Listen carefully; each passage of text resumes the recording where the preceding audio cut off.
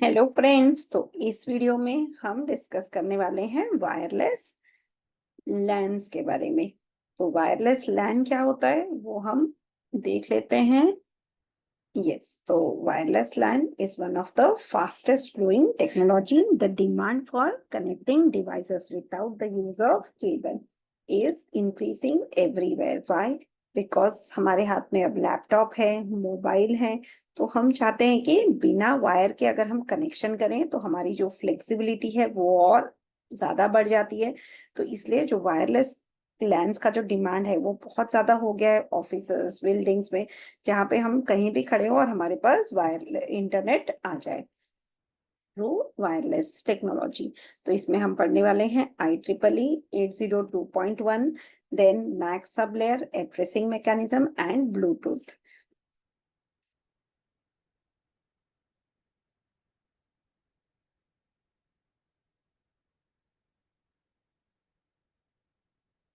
Yes, तो अब हम यहाँ पे देखते हैं कि बेसिक सर्विस सेट ये क्या होता है। बेसिक सर्विस सेट जो है वो हमारा बेसिक जो सर्विस सेट का स्टेशंस हो गए। ये देखिए हमारा स्टेशन, अलग अलग स्टेशंस है और एडहॉक नेटवर्क हमने बनाया। अब इसके अंदर हम एक रख सकते हैं एक्सेस पॉइंट। तो एक्सेस पॉइंट को हमने बीच में रख के एक नेटवर्क क्रिएट किया है।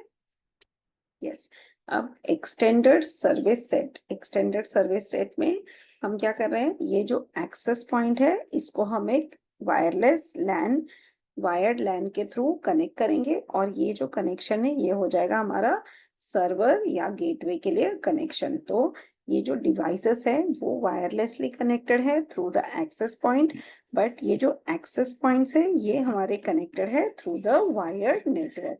तो इसलिए हम बोलते हैं ESS, that is extended service set, BSS, that is basic service set, and AP, that is the access point। तो access point हम prominent locations पे रख सकते हैं और हमारे जो devices है वो सारे उस पर्टिकुलर एरिया में इस एक्सेस पॉइंट के थ्रू कनेक्टेड रहेंगे थ्रू वायरलेस नेटवर्क, और फिर हम इसे कनेक्ट करेंगे to the server through the wired network.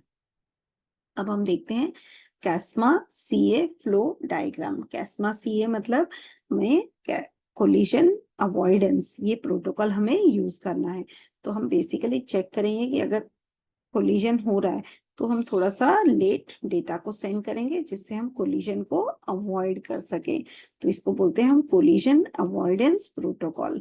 And CSMA, CA एंड NAV, ये प्रोटोकॉल भी हम यूज कर सकते हैं जिसमें सोर्स डेटा सेंड करेगा, देन डेस्टिनेशन को ये डेटा जाएगा RTS, देन ये थोड़ा सा डिले होने के बाद डेस्टिनेशन से हमें एक मैसेज आ जाएगा और इसके थोड़े डिले के बाद ये जो डेटा है ये सेंड करेगा और फिर इसको एक मैसेज आ जाएगा, acknowledgement that data has been send correctly.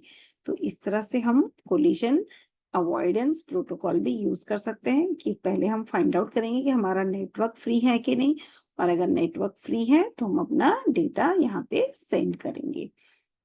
अब हम देखते हैं फ्रेम का फॉर्मेट।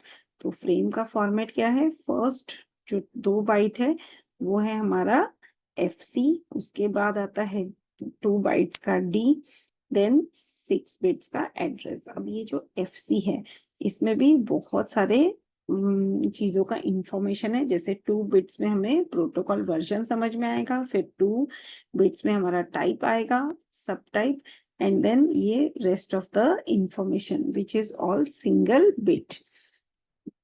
तो अब हमारा जो सब फील्ड है इन FC में जो सब फील्ड है वो क्या है, version, then type of information, current version जो है वो है 0, देन टाइप ऑफ इंफॉर्मेशन है हमारा मैनेजमेंट कंट्रोल या फिर डेटा कंट्रोल या सब टाइप इंफॉर्मेशन हो सकता है। फिर 2DS मतलब defined letter, from DS this is also defined letter, more flag मतलब when set to 1 it means more fragments to come, यानी कि हमारा जो डेटा है वो फाइनल नहीं है, इसके पीछे दूसरा डेटा हमारा आ रहा है, ये हो गया मोर फ्रैगमेंट्स। देन आता है PWR management, when it is set to 1 means station is in power management mode. अगर more bit, more data अगर है, इसका मतलब ये 1 है, it means station has more data to send.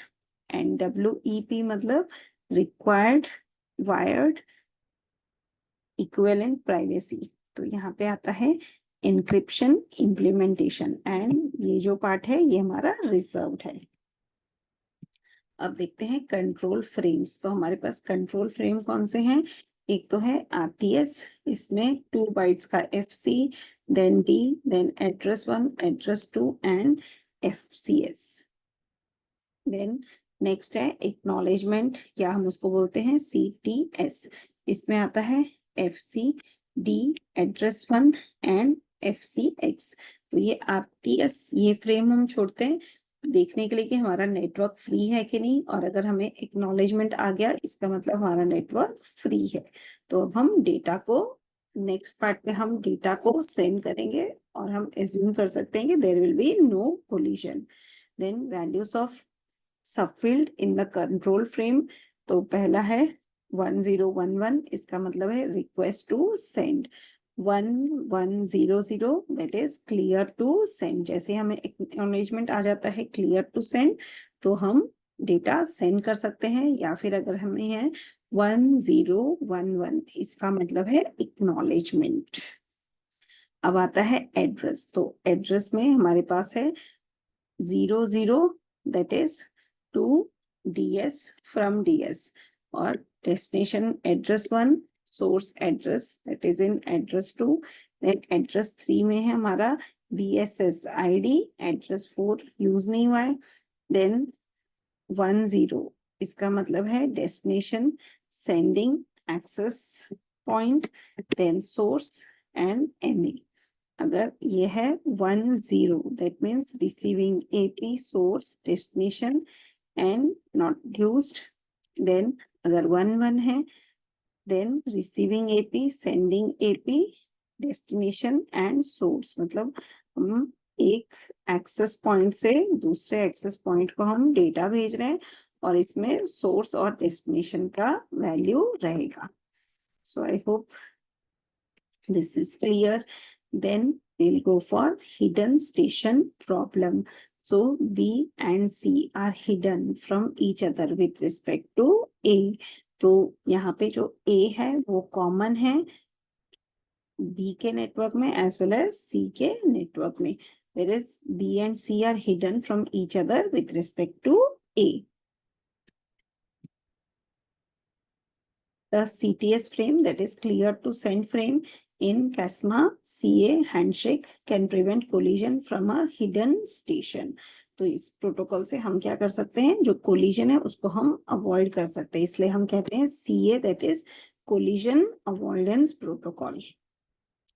Then use of handshaking to prevent hidden station problem. Hidden station का problem को हम हैंड शेकिंग से रिमूव कर सकते हैं. जैसे अगर हमें B को डेटा सेंड करना है तो B will first send the request to send, ये सिग्नल वो सेंड करेगा. अब उसे अगर एक्नॉलेज मिल जाता है that is clear to send, then this clear to send will also be send to C. तो इस तरह से दोनों ही जो नेटवर्क है वो फ्री है और हम डेटा आप सेंड कर सकते हैं. अब आता है एक्सपोज्ड स्टेशन प्रॉब्लम. यहाँ पर क्या है, range of B, range of C. तो ये जो कंप्यूटर है ये A कंप्यूटर ये दोनों के रेंज में आता है, दैट इज B C दोनों के नेटवर्क में आता है, और A के रेंज में B as well as C आते हैं. तो इस तरह से हमें रेंज पता चलता है. सो C is exposed to transmission from A to B. Use of handshaking in exposed station problem. अब देखिए यहाँ जब A मैसेज सेंड करेगा, request to send and request to send both to B as well as C. अब B से हमें message आ गया clear to send. So A will send the data both to A and B and C. अब यहाँ पर C ने तभी request to send का सिग्नल भेज दिया है, तो ये स्टेशन से क्लियर टू सेंड का मैसेज आ गया।